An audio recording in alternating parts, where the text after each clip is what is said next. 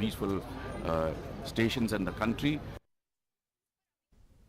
Ka Sarkar Jylla kalakular ban shimya barok ki senjam ban penbeno ya ki Khappud bat ke Jylla Assam bat kalakenturu ya ki nongshong shnong ban penne ya ke sukasan ha kani kapor habakren halor ki Jingïakynad ki balaslam ha Khappud u menteri barim u badeiru unong ai jingmut jong ka Sarkar Jylla u ba polling do ulaong ba kathain lapangap kalalong gajaka ka bajur ki Jingïakynad lakumba katu ka nipor menta ula penshai ba watla baro artli ki Jylla kilala ban lapshai ya ki benta trong kajing per jingmut hakini gijaka kajing penbet kabapura kandang kham shimpor watla kataru ula penshai ba ka sarkar karaikut banyadai kajing im bat kajing dan jing em jong kinong shong shnong hakini gijaka bajur Jingïakynad.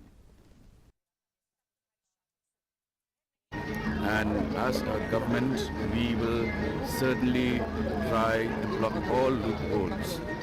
to ensure that the situation does not deteriorate further. And we will also like to appeal to all to maintain peace and calm. That area has been vulnerable for quite some time, but as you know, almost the entire stretch of the interstate borders with Assam, wherever we've had tremendous problems in the past, we have narrowed down on the areas of differences, but it will take some time for the entire issue to be resolved. But I'm sure the government is committed to ensuring the safety and security of our people. Hanong ba Shillong barok